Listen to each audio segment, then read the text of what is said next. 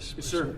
First, we have for your signature 5 official designations of special envoys. The first is Mr. Steve Witkoff, who's actually in the room to be your Middle East envoy.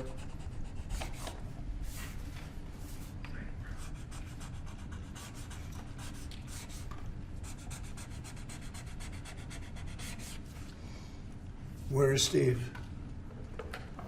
Steve Witkoff, everybody. Done a great job in the Middle East, really great.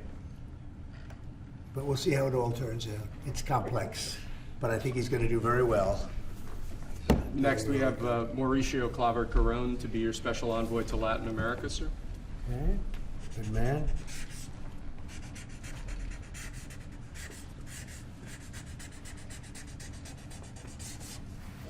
Okay. Thank you, sir. Next, we have retired General Keith Kellogg to be your special envoy on Russian-Ukraine issues. We've made a lot of progress on Russia, Ukraine. We'll see what happens, but a lot of progress has been made. We've got to stop that ridiculous war.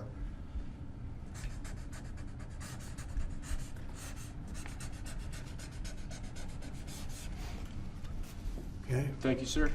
Next, we have designation of Rick Grinnell, to be your envoy for special missions.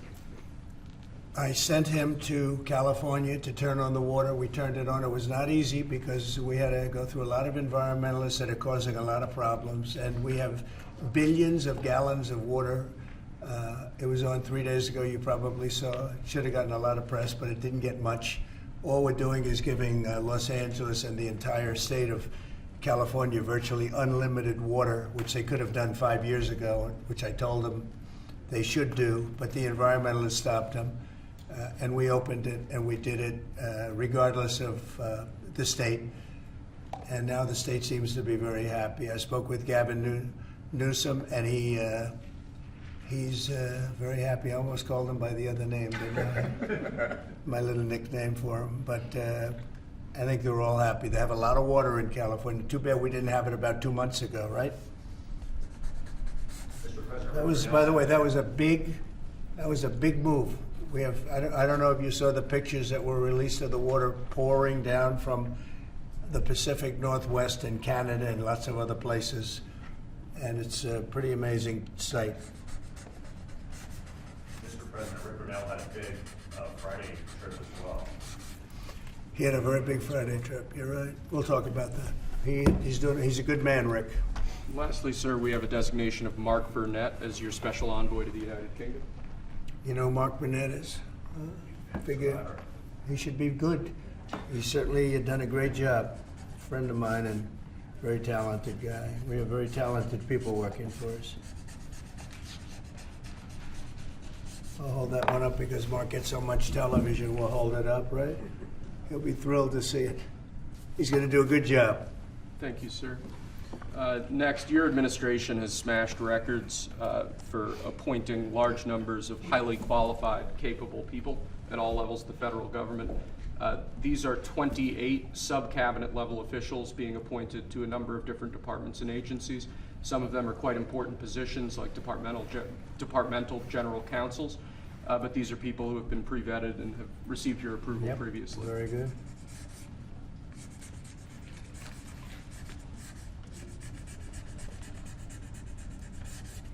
Okay. Thank you, sir. Next, this is an executive order. This charges your Secretary of the Treasury, Scott Bessent, and your Secretary of Commerce, Howard Lutnick, to begin a process that will hopefully result in the creation of an American sovereign wealth fund. It's a very exciting event. We're going to have a sovereign wealth fund, which we've never had. We have a lot of things that create wealth, and you're seeing that over the last 2 weeks. I think we've created more wealth. Other people have created de-wealth, the people, my predecessors. We're creating a lot of wealth. Scott, maybe you'd like to say something about it, and I'd ask also Howard to say something about it. Yes, sir. This is very exciting. We're going to stand this thing up within the next 12 months. We're going to monetize the asset side of the U.S. balance sheet for the American people. We're going to put the assets to work, And I think it's going to be very exciting. We're going to study best practices as done around the world. It'll be a combination of liquid assets, assets that we have in this country as we work to bring them out for the American people. The extraordinary size and scale of the U.S. government and the business it does with companies should create value for American citizens. If we are going to buy 2 billion COVID vaccines, maybe we should have some warrants and some equity in these companies and have that grow for the help of the American people. So I bring all these things together, I think Scott and I will create an amazing sovereign wealth fund for you, sir. So other countries have sovereign wealth funds, and they're much smaller countries, and they're not the United States. We have tremendous potential in this country, tremendous. You're seeing that, what's happened just in a short period of time. And as an example, TikTok, we're going to be doing something perhaps with TikTok, and perhaps not. If we make the right deal, we'll do it, otherwise we won't. But I have the right to do that, and we might put that in the sovereign wealth fund, whatever we make, or if we do a partnership with very wealthy people, a lot of options, but we could put that as an example in the fund, and we have a lot of other things that we could put in the fund. And I think in a short period of time, we'd have one of the biggest funds, and some of them are pretty large, I must tell you. Some of like the Saudi Arabia fund is on the large side, but eventually we'll catch it. But we're going to create a lot of wealth for the fund, and I think it's about time that this country had a sovereign wealth fund, and these two gentlemen and some others are going to work with them very closely, and they'll be heading it up, and they're going to do a great job. Two highly respected people that have done unbelievably well in the world, in the real world. So that's a big deal, huh?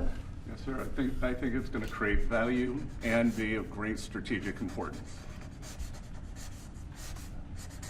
Mr. President, why is it important for Elon Musk to have access to the payment systems at Treasury?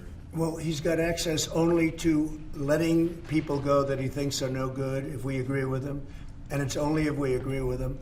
He's a very talented guy from the standpoint of management and costs, and we put him in charge of seeing what he can do with certain groups and certain numbers. Some of the numbers are horrible, what he's found. Think of it, $100 million on condoms to Hamas, and many other things that are frankly even more ridiculous. And they're finding tremendous waste, really waste more than anything else, I think you could say. Probably fraud and abuse could be added to it, the more standard waste, fraud, and abuse. But they're finding tremendous amounts of really bad things, bad spending. You've been writing about some of it, frankly, and some of the things that they've been doing is just terrible. Elon can't do and won't do anything without our approval, and we'll give him the approval where appropriate. Where not appropriate, we won't. But he reports in, and it's something that he feels very strongly about, and I'm impressed because he's running, obviously, a big company. It has nothing to do, if there's a conflict, that we won't let him get near it. But he does have a good natural instinct. He's got a team of very talented people. We're trying to shrink government, and he can probably shrink it as well as anybody else, if not better. Where we think there's a conflict or there's a problem, we won't let him go near it.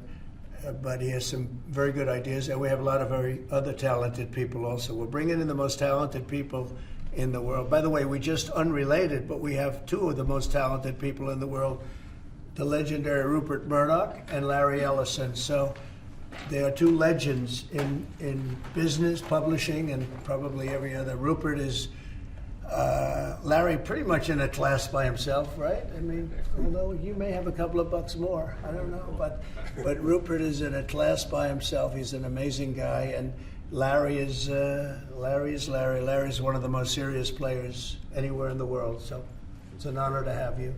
This has nothing to do with you people, but they're here, and I thought it would be appropriate. I'm sure you didn't recognize them. They're all going crazy. They say, "What are they doing here?" Thank you, sir. Mr. President, on the tariffs, is there any chance that Canada or China could also get out of the tariffs after you struck a deal with Mexico? Well, nobody's out. with Mexico. We had a great talk with Mexico, and we had President Sheinbaum is a woman. I like her very much. We've had good relationships, but we have to stop fentanyl from coming in, whether I like somebody or not, and we have to stop the illegal aliens from coming in. I think we've lost 200,000 people on average a year for many years, much higher than the 100,000. Could be even closer to 300,000. And they've agreed to put in 10,000 soldiers permanently, like forever, 10,000 soldiers at their side of the border and stop fentanyl and illegal aliens from coming into our country. They have a big incentive to do. Other than that, we've agreed to talk and consider various other things. We haven't agreed on tariffs yet, and maybe we will, maybe we won't. But we have a very good relationship. I also spoke with Prime Minister Trudeau of Canada, and we had a good talk in the morning, but I did ask him a couple of questions, like, banks aren't allowed to do business in Canada. Canada is very tough. Canada is very, we're not treated well by Canada, and we have to be treated well. Banks are not, as an example, allowed. Did you know that American banks are not allowed to do business in Canada? Can you believe that? And that's one of many things, and we talked about it, and I think we'll win most of the subjects. But for some reason, a lot of things have been very unfair with Canada. I noticed that in the first term. You deal with people, and after a while you begin to realize, like you learn that Larry Ellison's very tough to do business with, okay? He's a very tough guy. I mean, I'm sure you're shocked to hear that. But Canada is very tough. They're very, very tough to do business with, and we can't let them take advantage of the U.S. They don't take our agricultural product for the most part. They don't take our cars. They make cars, but they basically don't take our cars. And, we don't need, and look, I think we're going to have another good conversation today. We're actually speaking at 3 o'clock again. But we don't need them to make our cars. We don't need them to give us lumber. We don't need them for agricultural products because we have all the agriculture we need. They don't take our agricultural product for the most part, our milk and dairy, etc. A little bit they do, but not much. We take theirs. And as far as cars are concerned, they took in a big percentage, almost 19% of the market. And, I wouldn't mind making our cars in the United States, so we have a problem there. I'd like to make our cars in the U.S. We don't need Canada to make our cars. With that being said, we're going to have another call at 3 o'clock. We had a call this morning. It was a pretty good call, I'd say.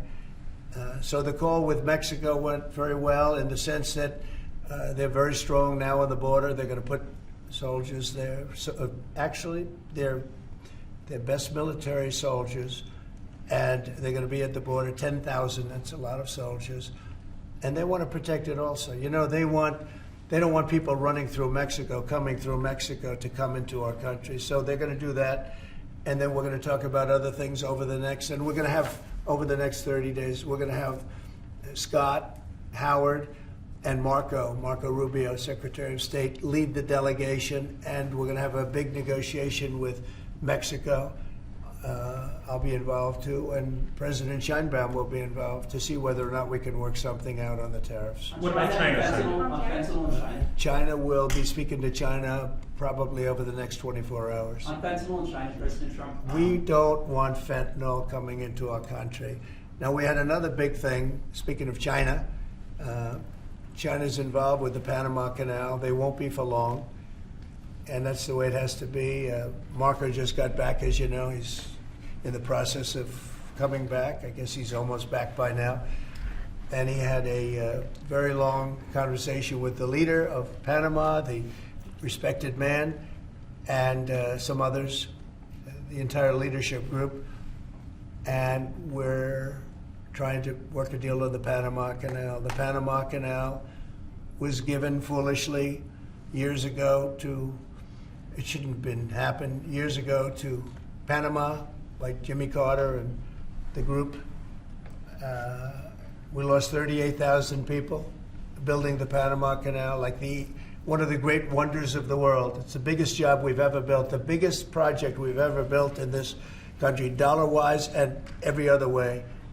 38,000 people died, Americans, all men, just about, laborers and construction people. They went to Panama. The mosquito got them. Between mosquito and snakes, we lost 38,000 people. It was the most expensive project ever built by the United States. The biggest, most expensive project we ever built 110 years ago. If you bring it up to now, it would have been the equivalent of $2 trillion. The most expensive we ever built, and we gave it away for $1, okay? We gave it away essentially for nothing. And we either want it back, or we're going to get something very strong, or we're going to take it back. And China will be dealt with. And we didn't give that to China. We gave it to Panama. We shouldn't have given it to Panama. But Panama, as you know, has violated the agreement, totally violated the agreement. So that's in the process right now. But they did have a very good meeting with the head of Panama. In addition to tariffs on China, could you say your current thinking about whether China should be forced to pay reparations both for fentanyl deaths and the million COVID No, I deaths? haven't talked about that, but they do have tariffs. Honestly, nobody, the amount of money that was lost and most importantly, the lives lost because of COVID is not something that anybody could ever even imagine. It's probably $60 trillion, and all the countries in the world don't have $60 trillion. The amount of death and the amount of destruction and the amount of money lost is probably $60 trillion. I had it figured by people about 3 months ago. It figured out. Nobody knows what the real number is, but it's almost an infinite number. The damage done, no, but I have not discussed that. What I have discussed is we'll have some good meetings with China. We have meetings planned, and we'll see what happens. But that was just an opening salvo. If we can't make a deal with China, then the tariffs will be very, very substantial. Okay, I'm going to sign this one. Sir, this is, you've obviously made making America healthy again a key priority of this administration. A key component of that is obviously heart health. This is a ceremonial proclamation declaring the month of February to be National Heart Month. Okay. I hear we're doing very well with nominations. We'll see, but it looks like we're doing very well with nominations. Mr. President, have you been involved with calling senators who had some concerns about Tulsi Gabbard or Yes. RFK? Yeah, I've gotten great response. And they want to do what's right, and we've had a good response. I think we'll do well. We have great people like this. We have great people coming in. I'd like to say the best ever recruited for government. I think we have the finest people ever recruited for government. Will it take an act of Congress? And you know what? You're starting to see that because we've done more in 2 weeks than Biden's done in 5 years, 6 years. They could be here between him and Obama. You add it up, okay? We've done more in 2 weeks than they've done in 12 years. Will it take an act of Congress to do away with USAID, or do you believe you have? I don't know. I don't think so. Not when it comes to fraud. If there's fraud, these people are lunatics. And if it comes to fraud, you wouldn't have an act of Congress. And I'm not sure that you would anyway. But we just want to do the right thing. It's something that should have been done a long time ago. It went crazy during the Biden administration. They went totally crazy what they were doing, and the money they were giving to people that shouldn't be getting it, and to agencies and others that shouldn't be getting it. It was a shame. So tremendous fraud. But we'll be doing a report. We'll be giving you that report at the appropriate time. You know, in the first term, though, USAID was something that you liked in some respects. I love the concept of it. Had some programs. Sure. I love the concept, but they turn out to be radical left lunatics. And the concept of it is good, but it's all about the people. Mr. President, you said you also want to impose tariffs on the EU. What kind of tariffs are you thinking about? Well, we have massive deficits with the European Union, massive, like $350 billion, if you can believe it. They don't take our farm product. They don't take our cars. They don't take almost anything, but we take their cars. We have millions of cars coming in, BMW and Mercedes-Benz and Volkswagen and just so many different cars, and we don't do anything about that. And we don't charge them tariffs. They make it impossible to sell cars in the European Union. They make it very difficult, agricultural product. They actually don't take it, and they have a lot of excuses. Some of them are the pesticides and the different chemicals used, and Bobby Kennedy actually is looking at that very, very seriously, because maybe it's not necessary to use all of that. You know, we want to be the healthiest country, and we're not. We spend more money on food than anybody else in terms of its creation, but we're not the healthiest country. So maybe there is something to the fact that we shouldn't be using so much chemical, and maybe that'll stop. But Bobby Kennedy is the one, because he is not a believer in all of the things we have done, and neither are the Europeans. So we'll see what happens. But they use it as an excuse not to buy our product. And I asked a couple of the leaders, I don't want to use names, but how many Chevrolets or Fords do you see in the middle of Munich? And the answer is none, because they don't take any cars. They don't take anything. So the European has abused the United States for years, and they can't do that. And they want to make a deal. Let me tell you, in all cases, they all want to make deals. There's nobody that doesn't want to make deals. They've been abusers, and they want to make deals. So we'll see about that. But we'll have, I think, some very fair. All we want is a fair deal. And you know, there's a word, reciprocal. I'd go right now, reciprocal tariffs on everybody, because many of the countries that you feel so horrible about, the way they're being treated by Trump, you're saying, oh, President Trump is so terrible to them. Well, they charge us tariffs. European Union has a VAT tax, which is through the roof, okay? It's a similar thing, similar to a tariff. It's a VAT. And they have it, and it's numbers like you wouldn't believe. And Canada, I told you about the banks, and I told you they charge us. And people don't say that. They don't like to say it. Just like they don't like to say that I opened up the water for California. It's a great thing. It's too bad they didn't do it themselves. I had to do it, and it was not easy. We did it a very rough way. And I didn't like to do it a rough way. We shouldn't have to do it a rough way. But a lot of these countries that we're talking about, you know, they're so-called allies, but they don't treat us well. And just like I got $420 billion, and now it's actually over $600 billion. The Secretary General of NATO came in 2 weeks ago, and he said it was a miracle when Trump came in, when President Trump came into NATO. He said it was $636 billion by saying to them, no, you have to pay. And if you don't pay, we're not going to be there for you. You know, somebody has to say it, and they paid. And it was a large amount of money. And one of the problems we have with the Russia-Ukraine situation is that we wanted to see some equalization, because we're in for close to $300 billion, and they're in for $200 billion less. Why are they in for less? Because Biden never asked them for money. He never said, you got to pay. He never did. All he did is hand out money. So we're talking with them right now, and we're actually working some deals right now. So we have some guarantees and some other things to keep that whole situation to go, really going. I mean, going. We're telling Ukraine they have very valuable rare earth. We want what we put up to go in terms of a guarantee. We want a guarantee. We're handing them money hand over fist. We're giving them equipment. European is not keeping up with us. They should equalize. And look, we have an ocean in between. They don't. It's more important for them than it is for us. But they're way below us in terms of money. And they should be paying at least equal. They should really be paying much more than us. But let's say equal to us. And they're billions and billions of dollars below. So we're looking to do a deal with Ukraine where they're going to secure what we're giving them with their rare earth and other things. In terms of the deal with Mexico this morning, was that partially related to the market reaction and the criticism from Mr. Murdoch's own newspaper? He called it the dumbest trade war on the editorial page on Saturday. I'm going to have to talk to him.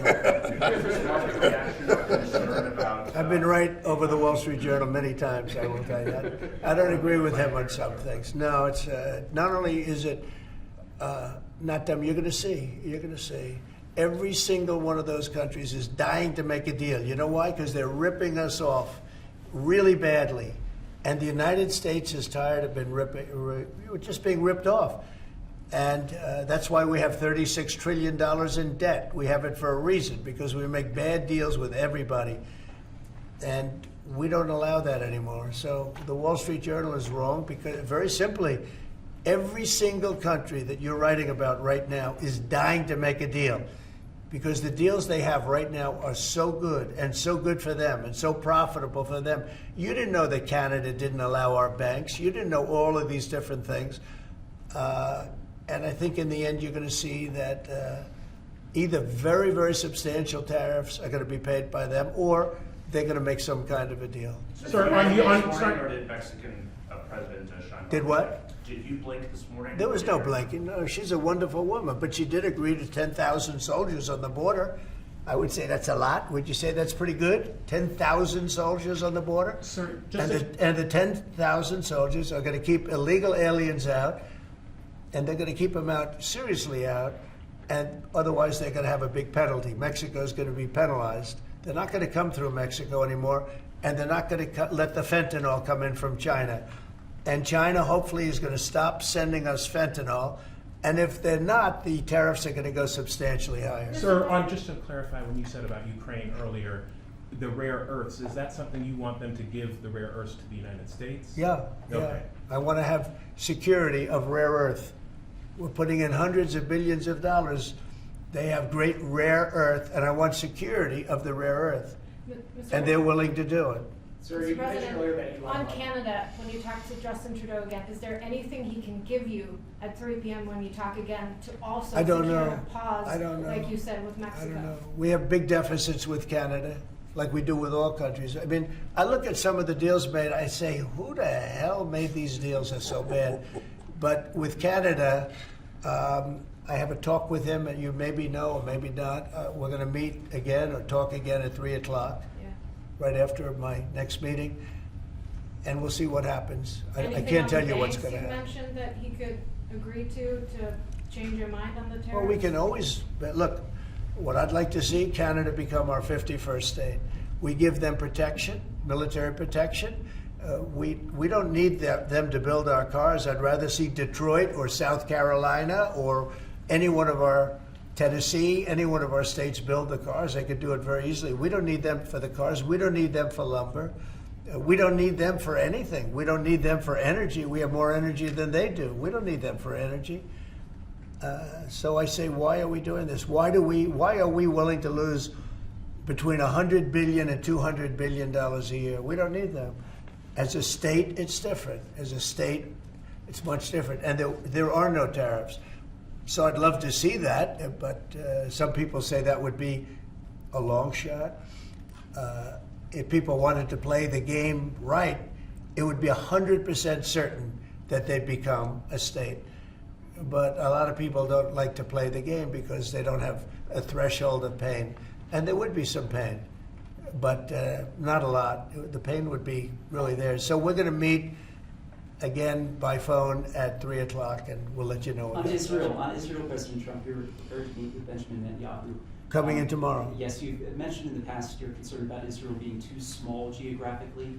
Would you support annexation of parts of the West Bank by Israel? Well, I'm not going to talk about that. It certainly is a small. It's a small country in terms of land. See this pen, this wonderful pen? My desk is the Middle East. And this pen, the top of the pen, that's Israel. That's not good, right? You know, that's a pretty big difference. I use that as an analogy. It's pretty accurate, actually. It's a pretty small piece of land. And it's amazing that they've been able to do what they've been able to do when you think about it. There's a lot of good, smart brain power. But it is a very small piece of land, no question about it. Mr. President, you said earlier that Elon Musk is doing everything with your say-so. So is there everything that he has done thus far, going to all the agencies, shutting off access, getting access to federal payments, that all has yours? You're okay with all of that? For the most part, yeah. If we, if there was something that didn't have my okay, I'd let you know about it really fast. And you said that there are some areas where you wouldn't let him work because he has conflicts of interest. If there was a no, I haven't seen that. And he would know not to do it. So we haven't had that yet. But if there was a conflict, we would let him work in that Mr. area. Earlier you said with regard to Panama that they were going to make a deal where the U.S. is going to take it. How long do they have to make that sort of deal, and are you still leaving on the table? We're going to meet with Panama on Friday at about 3:30 in the afternoon by phone, and maybe there'll be some representatives at, here or there. But we're going to be talking to Panama on Friday, essentially. And they've agreed to certain things, but I'm not happy with it. On the Middle East, Mr. President, if I may, do you still have doubts that the ceasefire will hold? On what? On the Middle East, do you think the ceasefire will hold? I have no assurances that it'll hold. I mean, I've seen people brutalized. Nobody's ever seen anything like it. No, I have no guarantees that the peace is going to hold. Steve, you might want to say something about that. Steve Woodcock. It's holding so far. So, and we're certainly hopeful, and that's the president's direction. Get the hostages out and save lives and come to hopefully a peaceful settlement of it all. So far it's holding. Mr. President, on a different topic, questionnaires have been going out to FBI agents across the country who were involved potentially in the investigation. Do you believe anyone involved at any level should be fired, sir? Well, I think the FBI was a very corrupt institution, and I'm a victim of it in a true sense. I was able to beat it, but other people have been treated horribly. I think the FBI had a great reputation. I think its reputation was really damaged badly, as is DOJ. Now, look at what they've done in terms of weaponization. Look at what they've done to a political opponent. Probably got me elected by what they did. Or I think I was doing well anyway, but they might have got me elected. But you know what? We have to have pristine, beautiful, perfect law enforcement. And what we want to do, and Cash is the one to do it. He's the one guy that is going to do it. We have to bring the reputation of the FBI. We have to bring the fact of the FBI back to what it could be. Not even to what it was, even better than it ever was. Because who would have thought that the FBI could have been corrupted like they were corrupted? Who would have thought that would have happened? Who would have thought they would have been used to go after, political opponents, essentially, but me being the number one, and so many other things beyond that. And they've been hurt very badly, and we'll see what happens. But Cash is the one to do it, and I hear he's doing very well. Cash will straighten it out. We have great confidence that we can make the FBI great again. Tulsi Gabbard. Okay, one or two more, and we'll be Tulsi done. Gabbard's nomination is Say it? Tulsi Gabbard. Yeah, for intelligence. I think Tulsi's going to be doing okay. I'm not sure. I can't guarantee anything, but she's liked by so many people, especially people in the military and law enforcement. She has a little bit of trouble with some senators over her thoughts on Edward Snowden. I know Snowden, you've mentioned in the past you're thinking about pardoning him. Are you still, and what do you think about that? No, I don't talk about it right now. I just, people feel very differently. Some people think he should be pardoned, and some people think it would be a terrible thing to do. But I don't get involved in that. Mr. President, what are you discussing with Mr. Murdoch and Mr. Ellison? Just respect. I have great respect for Rupert Murdoch. I disagree with him a lot of times with the Wall Street Journal, but that's all right. We've disagreed before, and I'm sure they didn't have any idea what they were talking about, because already you see what's happening. Look at Colombia. Look at what happened with that. Everybody said that with Colombia it was going to be a disaster. In 1 hour, everything was settled. You know why? Tariffs.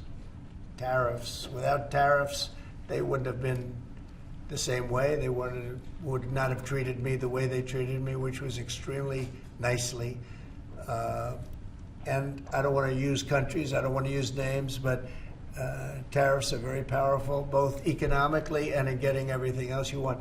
Tariffs for us, nobody can compete with us because we're the pot of gold. But if we don't keep winning and keep doing well, we won't be the pot of gold, and then tariffs won't be so good for us. But when you're the pot of gold, the tariffs are very good. They're very powerful, and they're going to make our country very rich again. Thank you very much, everybody. Thank you, guys. Thank you, guys. Let's go. I don't know. Thank I don't know. Thank you, guys. Let's go. How is the market doing? Hey, guys. Thank you, guys. Thank you, guys. Let's go. Is it? Guys, I don't know. let's go. Come on. I don't think about it. Thank you.